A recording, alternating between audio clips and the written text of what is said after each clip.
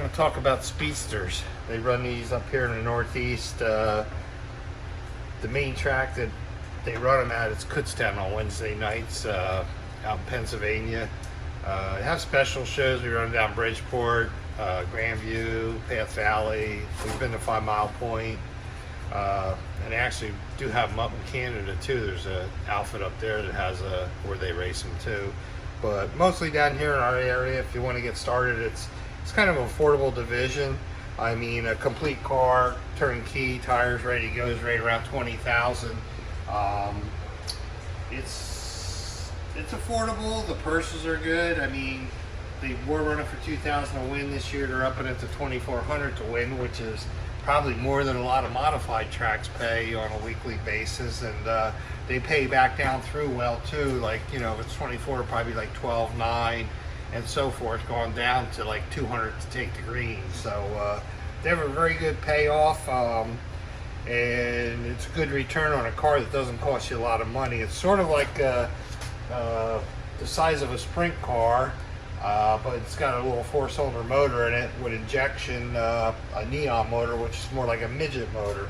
It's got Hillborn injection. They've got a magneto for sparking stuff, and they're a pretty simple car. I mean, they're basic. They're built to not be expensive and try to keep the cost down so people can afford it. And it's a pretty good division as far as getting started, and something that, you know, they're spec shocks. You get maybe 3-4 different shocks you can bolt on each corner.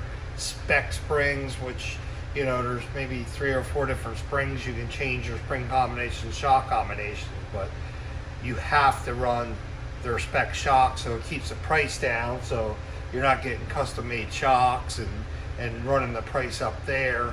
Everything's pretty cut and dry. The bodies, everything has to be come out of Richie Tobias, the guy that builds them over in Pennsylvania. Everything comes out of there. I mean, if you can do your own body and bumpers and rub rails, but they have to be to exact measurements, so you can fabricate stuff yourself. But most people just take them back and get them to put new bodies on, bumpers and rub rails every year. It's got a midget rear in it. It's got steel rims. They're a little heavier, but the cost factor is down because you know, they're not as expensive as aluminum rims. The tires, the rears are basically I think they're 11-inch. They're about the same size we run on a modified, but they're and the neat thing I do like about the tires that we run up there, the only thing you can do is buff them. You can grind them, and that's it. You cannot groove them. You cannot sape them. It cuts down on a lot of work. I mean, just letting you buff or grind them, that's good, you know, because you can clean them up every week, but you don't have to go into hours and hours of grooving and siping. So it keeps your time down as far as maintenance on the car. There isn't a whole bunch of maintenance. We'll walk up in the front there. I'll show you. This is my son's car back here. I'll walk up in the front room, show you my car, which is kind of apart because it's winter time now. We're going through everything, but to show you the motor, the injection, and all that, and a few of the things we do weekly to keep these things going. So we'll take a walk up there and look at my car. This is the car I run weekly for Bob Hummer, Regatta Trucking. I run this at Kutztown last year. We won a couple races, seconds and thirds. Ran to Kutztown, ran a little bit. I'm not on a full schedule anymore, so I kind of run what I want. Bob's good about it with me. But like I was saying, this is one without the body on it, and you can see it's a little 4-cylinder Dodge Neon motor. It's all sealed, so you can't do nothing to that. The only thing you can set is the timing and the fuel mixture. The fuel mixture, there's a return jet in the line right here. You can change that jet Ritson or lean your fuel system to what you feel it needs or how you like to drive. There's nozzles right here. I do believe they have a couple of picks on nozzles. But your weekly maintenance, you pull these 4 nozzles out, clean them, blow them out with brake clean and stuff, make sure they're clean. What I like to do is pull these, we wash the car, you usually get water down in these spark plug holes, because the spark plugs are set down into the valve cover here about 4 or 5 inches. As you can see, if you pull one of these out, it goes down pretty far. But you get water down in here, and if you don't pull these out and take air and blow this out and let it dry, you will have a problem the next week, because you'll start shorting out your spark plugs, and the car won't run right. So you need to pull these out, blow them out. Maybe once they dry and everything, pull the plug out, inspect it, make sure it looks good. You know, that you get no oil on your plugs and stuff, everything's clean. Same thing with these. I usually change the oil about every 3 races, the oil of the filter. It's just a cheap way to keep the motor sharp and fresh and not wear out with dirty oil. On the other side over here is the magneto.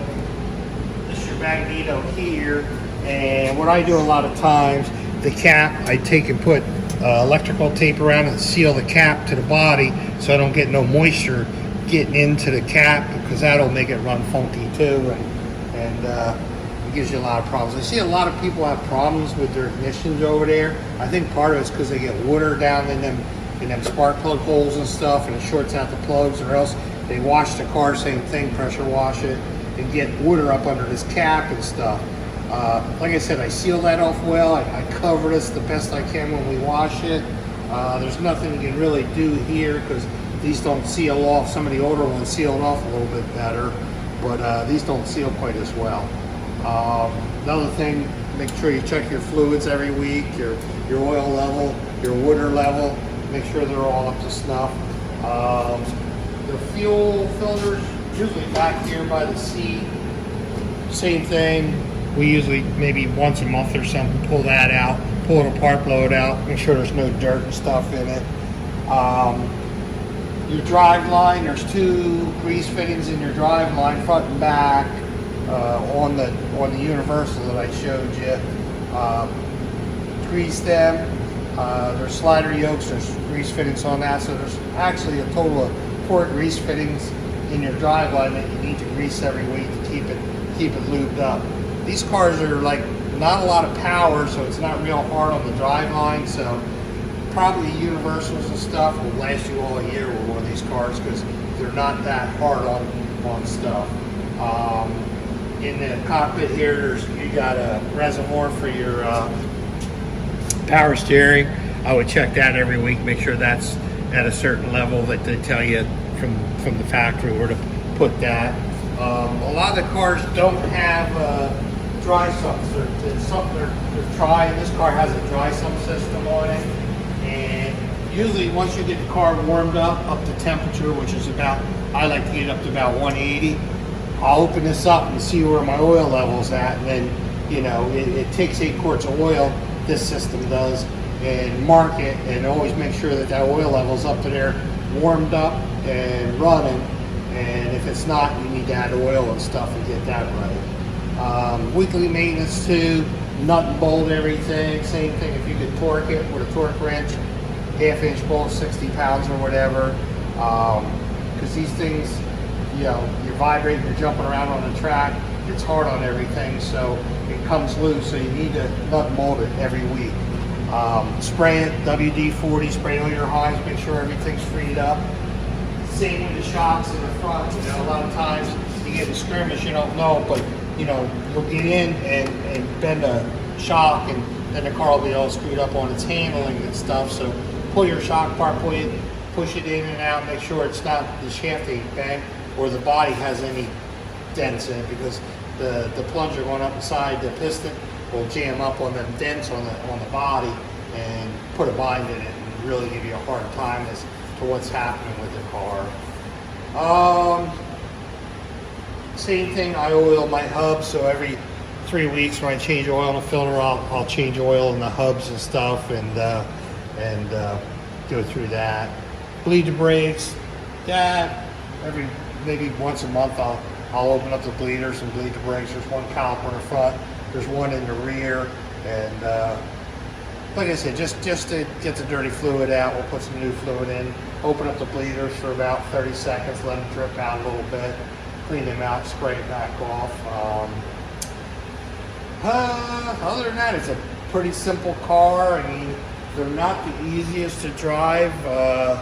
They're a driver's car, and what I like about them is that you can't go out and outspend the next guy with one of these, because there's nothing you can buy.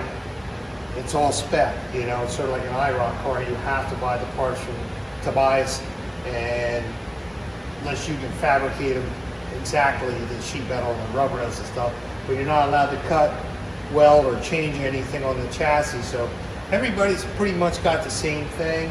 The rear, I didn't really go over the rear. The rear, you have the adjustment of moving your wheels in and out on the splines here, so you can push your right rear out, move your left rear in, or vice versa, whatever you feel the car needs to do.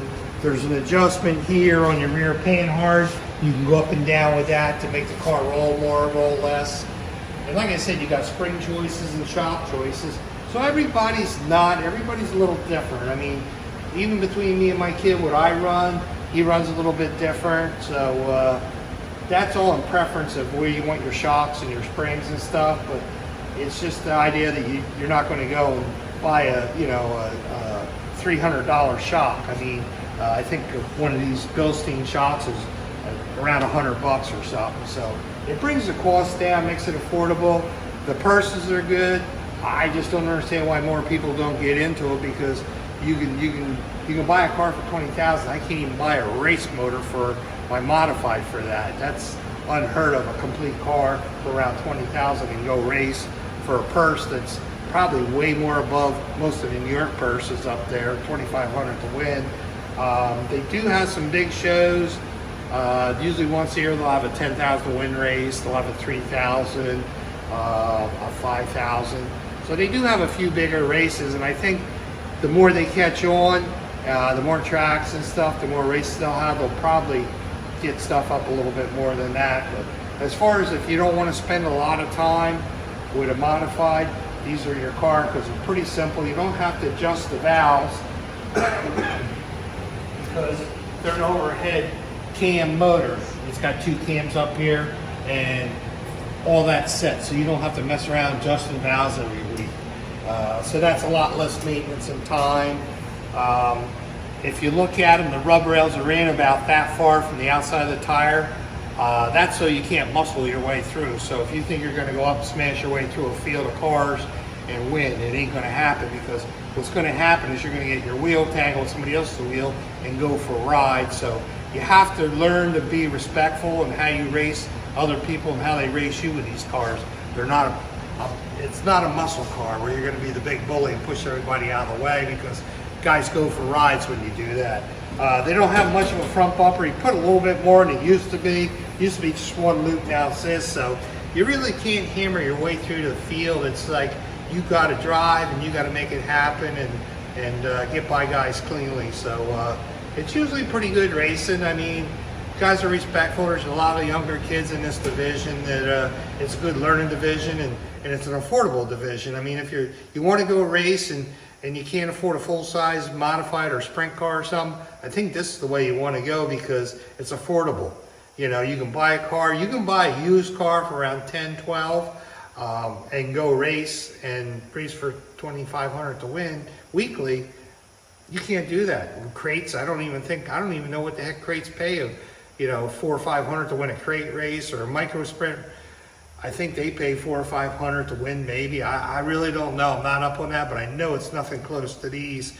And you can spend $30,000, $40,000 on one of them, 600 or a modified crate or whatever. So like I said, it's a very affordable, easy to maintain. You know, I mean, you still got to maintain it and go through it every week, spend certain time on it, but it's an affordable, cost-effective race car that you can make some money with.